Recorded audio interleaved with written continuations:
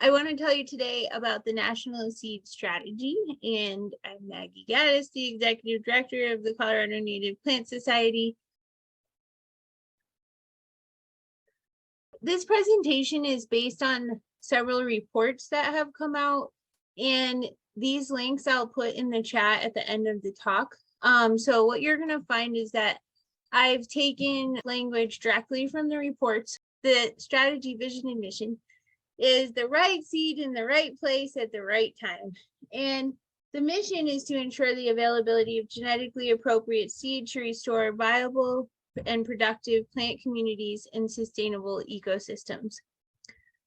There are many guiding values and principles, and we'll kind of breeze through these, but what I want you to recognize is their central focus on native plants. So, one of the guiding values and principles is to provide ecosystem services and to maintain ecosystem integrity and resilience. And of course, that relates to our quest to save our pollinators. And here in Colorado, in 2022, the Native Pollinating Insects Habitat Study Bill was passed, and that was largely promoted by People and Pollinators Action Network, another nonprofit largely in the Front Range. But Joyce Kennedy was instrumental in writing the bill, and we as a society supported the bill, testified on Capitol Hill, and the bill passed and was appropriated. Yay. And our very own Darren Davidson, who is now the statewide coordinator for sustainable landscaping with Colorado State University Extension, is the principal investigator for this project. So that's a little way that the federal environment of legislation and money is interacting with our statewide environment. Okay, so native plants have intrinsic and irreplaceable biotic value. Another guiding principle is that we need to give greater recognition to native seeds in light of the ecological challenges of the 21st century. And keep this one in mind, because the original infrastructure bill that gave rise to this concept dates way back. And best I can tell, like, appropriations were made in a 2015 bill that was promoted by Obama. And at this time, it was the BLM that really latched on. And through the last 2 decades, the Seeds of Success program has really grown. And the Forest Service is just really getting on board, and we're right here at the beginning of this onboarding. So native and locally adopted seed sources are vital for restoration. So, thinking about all the committees within CONIPS, this project really fits with a lot of things that we do, including the Restoration Committee and the Horticulture Committee. One of the ways that we have really revolutionized our horticulture environment within the Colorado Native Plant Society is through seed collection. So we've been able to enable others to act in the propagation environment by collecting seeds during chapter projects. We also have a great need for recognizing the research-based needs of native plants. We just don't know that much about native plants. And we need to understand their unique properties. And, they perform ecosystem services, but one of their ecosystem services is they're adapted to our environment. When I went to the National Native Seed Conference in Alexandria, Virginia this March, I was just fascinated by all this cutting edge research that really explored these unique properties of our native plants and what makes them so desirable for restoration is their ability to adapt to our ecosystem and live in these dry and xeric conditions when we're thinking specifically about Colorado. And if not dry and xeric, we're talking about super high elevation mesic environments with their own challenges, but our natives are used to all of that. So here we go, scientific expertise I just spoke about, but also think about the history of restoration and revegetation within our public land system, which is not that old, right? It's less than 100 years old.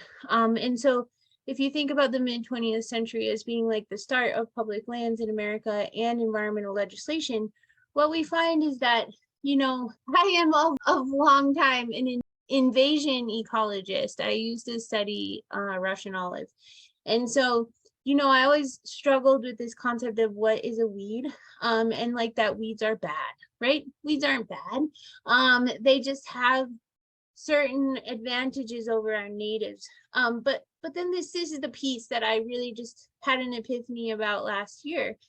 You know, why did we do this? Why did we do revegetation for a half century with non-native seeds? We did it because the native seeds were not available. They were not available for use. And that's the quintessential problem that we're helping to resolve. And now interagency collaboration is huge, but CONIPS in particular is poised to make a huge difference here because we're like a non-partisan, if you think of the different land management agencies as different clans, right, within the land management environment of the US. We're outside of that, we're a nonprofit.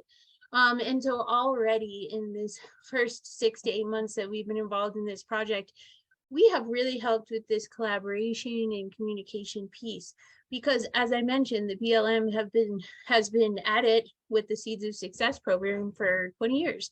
But we're just getting the conversation going in the Forest Service, and keep in mind that the BLM is managed by the Department of Interior and the Forest Service, the USDA.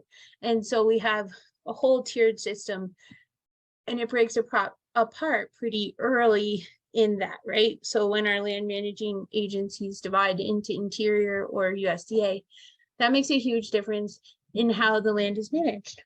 And another thing where CONIPS really is playing a crucial role is we interact with the private sector, the nonprofit sector, and the tribes, right? Like our conference that we're talking about, we're really going to highlight the indigenous knowledge that supports our understanding of these native plants.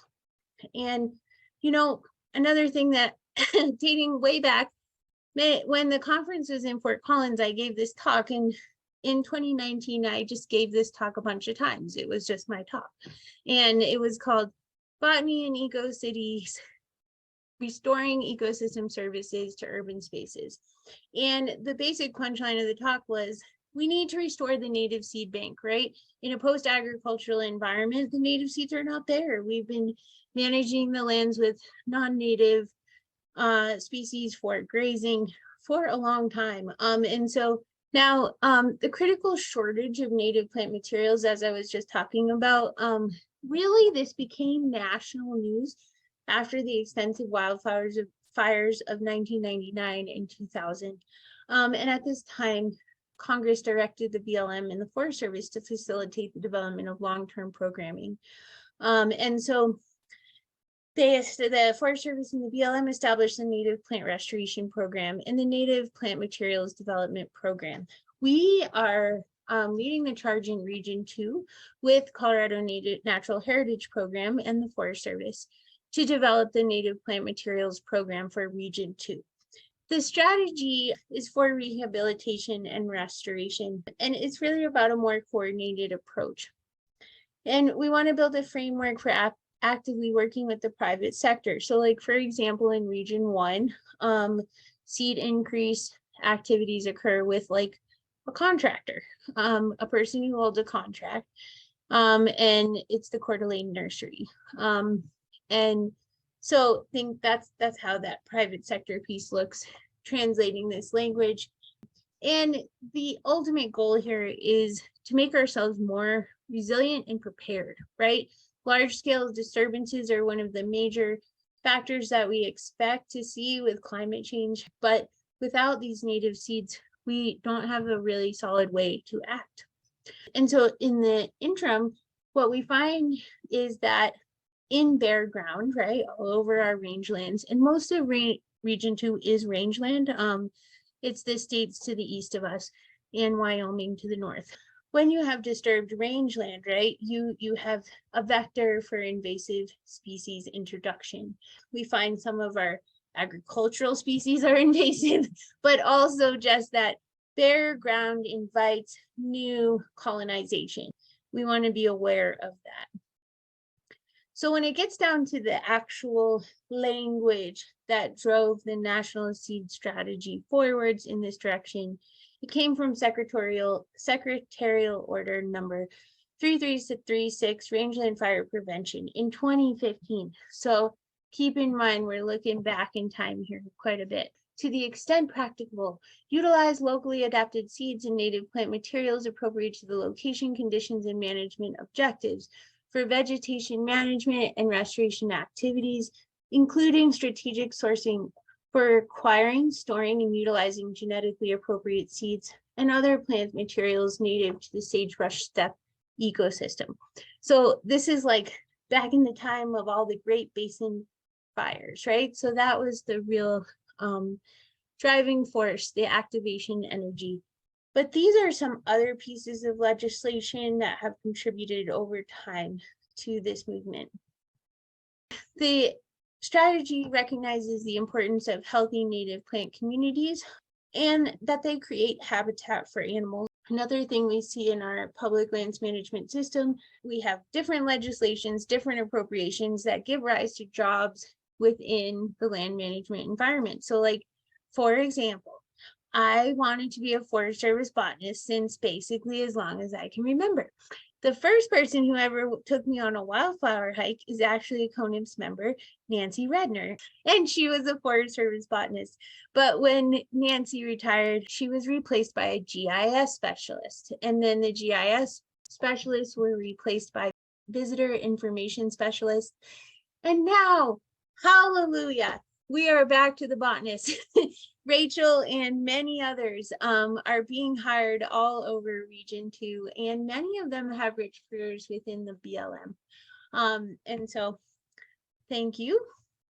This strategy, I will note, of course, is national in scope, and it will be renewed in 5-year cycles. So we see this follow loosely our legislative administrations, federal administrations. And in 2015, that was the end of Obama's term.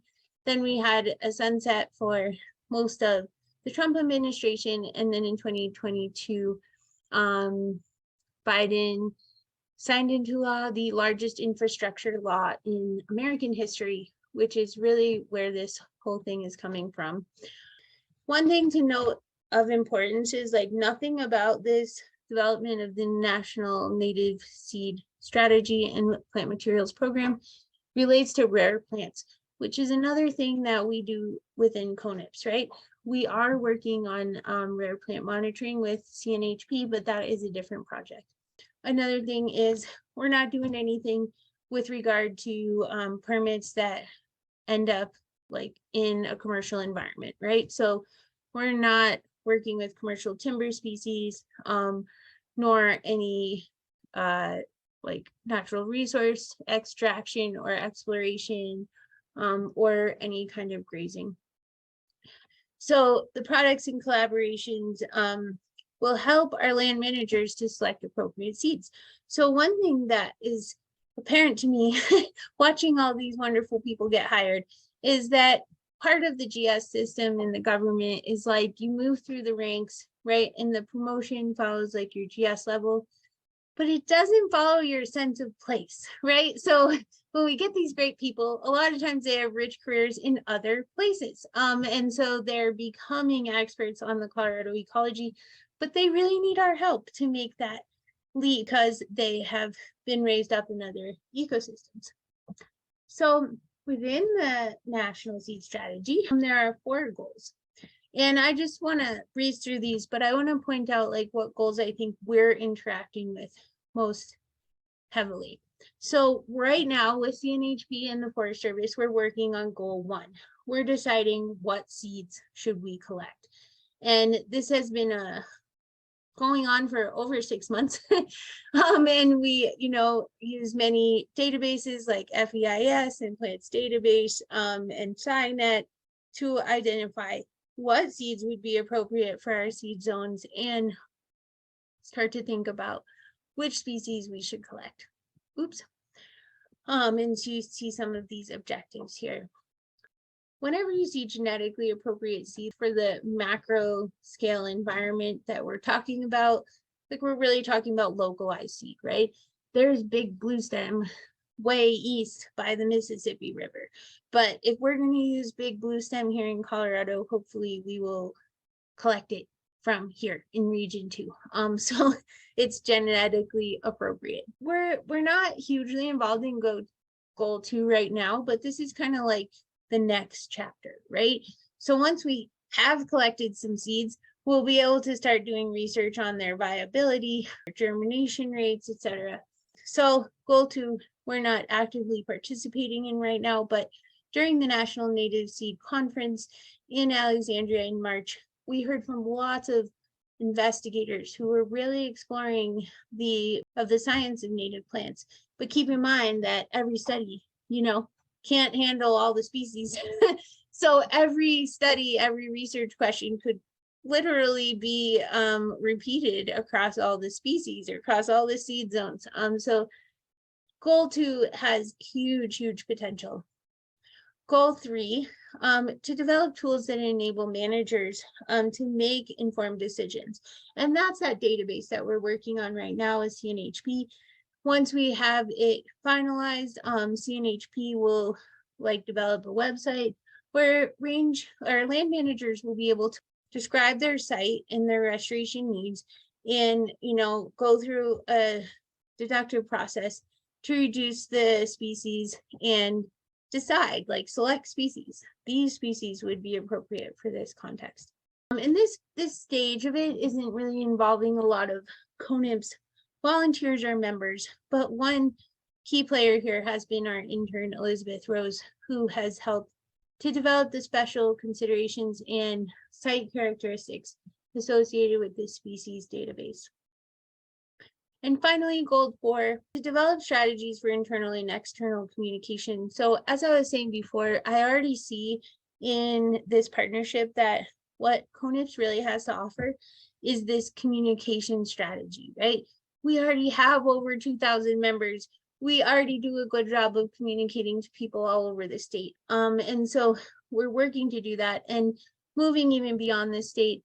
I have been working with native plant societies in all the region 2 states to convene, right? So what we do here at CONIPS could be replicated through other organizations within our region. We're nearing the end here. Success looks like botanists to collect native seed. That's us. Researchers to identify and develop the appropriate native seed. We're doing that right now. Farmers to grow the native seed.